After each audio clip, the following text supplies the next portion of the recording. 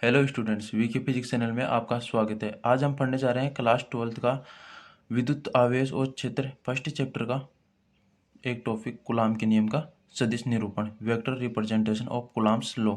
इससे पहले वीडियो में हमने देखा था कूलाम का नियम। अब हम देखते हैं इसका सदिश निरूपण।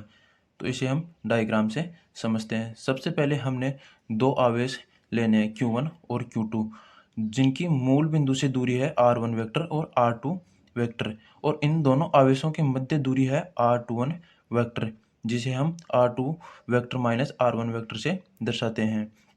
और इन दोनों आवेशों के कारण लगने वाला बल है Q1 आवेश के कारण F1 2 वेक्टर और Q2 आवेश के कारण है F21 वेक्टर। तो अब देखते हैं आवेश Q1 से Q2 की ओर स्थिति सदिश। Q1 से Q2 की ओर स्थिति सदिश AB vector equal to R1 2 vector equal R1 vector minus R2 vector. इसी प्रकार Q2 से Q1 की ओर स्थिति सदिश Q2 से Q1 की ओर स्थिति सदिश BA vector equal to R21 vector equal to R2 vector minus R1 vector. जब इसमें से हम नेगेटिव साइन कॉमन ले लेते हैं तो ये हो जाता है R1 vector minus R2 vector. समीकरण 1 और 2 को जब हम इक्वल करते हैं तो minus R21 vector equal to R1 vector प्राप्त होता है। ये दोनों समान है लेकिन इसका साइन अलग अलग है। एकांक सदिश किसे कहते हैं? सदिश और उसके सदिश के परिणाम के बटे को हम एकांक सदिश कहते हैं, अर्थात सदिश बटे सदिश का परिणाम R1 vector R1 cap equal to R1 vector upon R cap 1 2 का मोड। परिमाण 4 और 5 से देखते हैं तो R1 cap equal to R21 cap equal हो जाता है। तो कूलाम के नियम से आवेश Q2 पर आवेश Q1 के कारण लगने वाला विद्युत बल, Q2 पर आवेश Q1 के कारण लगने वाला विद्युत बल F21 vector equal to 1/4 pi epsilon nought Q1 Q2 upon R21 mod का स्क्वायर और R21 कैफ। तो ये तो हो गई इन दोनों के मध्य दूरी, और ये हो गया एकांक सदिश जिस दिशा में बल कार्य कर रहा है। तो F21 vector equal to 1/4 pi epsilon nought Q1 Q2 upon R21 का मोड का क्यूब R21 वेक्टर। जब एकांक सदिश को हम देखते हैं तो यह होता है एकांक सदिश इक्वल टू सदिश बटे हुए सदिश का परिमाण। तो हम इसको ऐसे लिख देते हैं। तो ये पहले स्क्वायर था, अब क्यूब हो जाएगा क्योंकि दोनों के मध्य दूरी समान है, तो हम इसका क्यूब कर देते हैं। R21 vector 1/4 pi epsilon nought Q1 Q2, और ये दूरी होगी R2 माइनस R1 वेक्टर का cube R2 vector minus R1 vector. इसको भी हम खोल देते हैं। तो इसी प्रकार Q1 आवेश पर Q2 आवेश के कारण लगने वाला विद्युत बल। पहले तो हमने देखा था Q2 पर, अब देखते हैं Q1 पर। तो F12 vector equal to 1/4 pi epsilon nought Q1 Q2 upon R21 vector का मोड का क्यूब R12 वेक्टर। तो इसको भी लिख देते हैं R2 minus R1 vector mod का क्यूब। तो इन दोनों के मध्य, दोनों बलों के मध्य मान या परिमाण हमेशा समान होता है, लेकिन इनकी दिशा अलग अलग होती है। तो दिशा को दर्शाने के लिए हम नेगेटिव साइन यूज कर लेते हैं। जब हम F21 और F12 वेक्टर को इक्वल करते हैं तो इनके परिमाण तो समान आते हैं, लेकिन इनकी दिशा अलग अलग होती है। तो हम इसे नेगेटिव साइन से दर्शाते हैं। इससे स्पष्ट होता है कि दो आवेशों के कारण एक दूसरे पर लगने वाला बल परिमाण में समान परंतु विपरीत दिशा में कार्य करते हैं, चाहे आवेश किसी भी प्रकार के क्यों ना हो।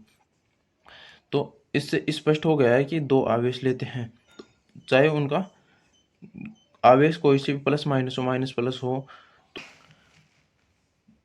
बल आवेशों को मिलाने वाली रेखा के अनुदिश होता है। बल हमेशा दोनों आवेशों को मिलाने वाली रेखा के अनुदिश होता है, बल की दिशा। तो इस तरह विद्युत बल केंद्रीय बल होते हैं। इस तरह विद्युत बल होते हैं वो केंद्रीय बल होते हैं।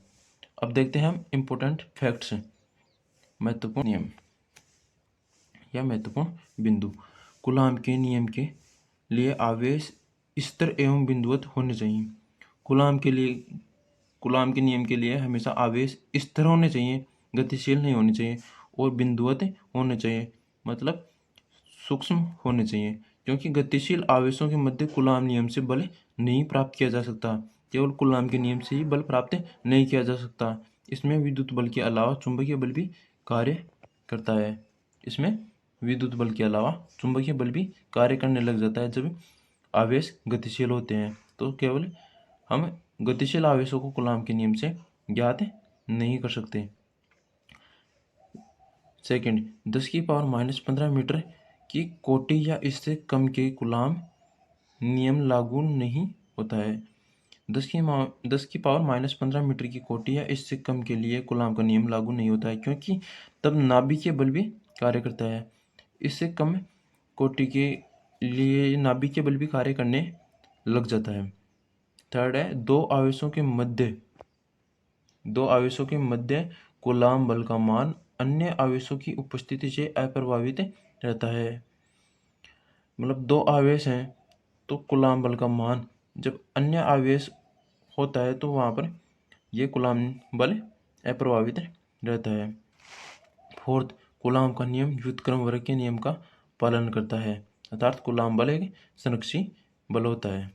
अब देखते हैं बहुल आवेशों के मध्य विद्युत बल एवं अध्यारोपण का सिद्धांत। बहुत सारे आवेशों के कारण विद्युत बल देखते हैं।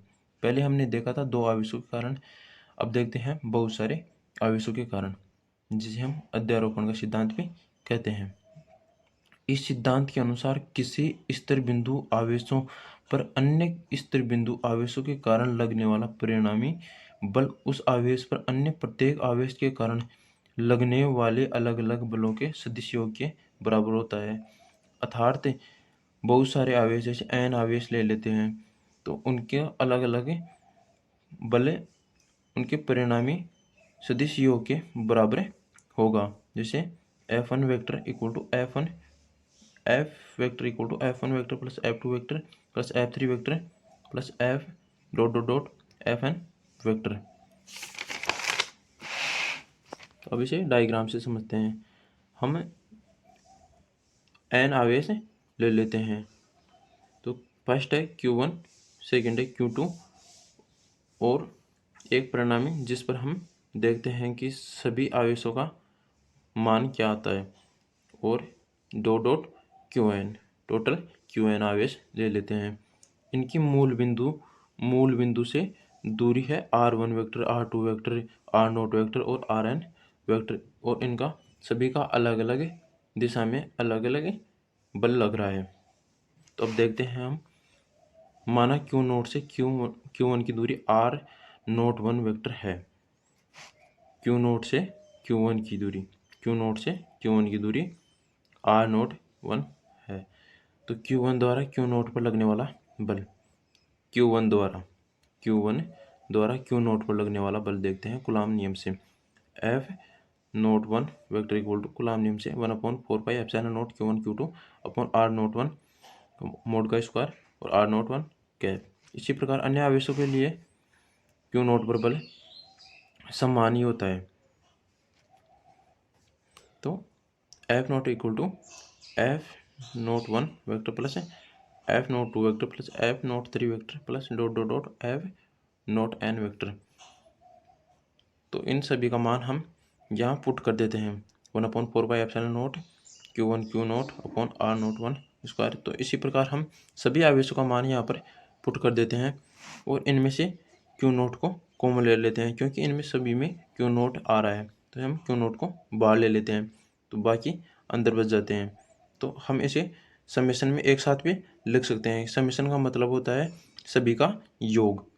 तो हम इसे Q I upon R nought I mod का स्क्वायर और आर नोट आई का कैप, इसे दर्शा सकते हैं। इससे आगे हम अगले वीडियो में देखेंगे।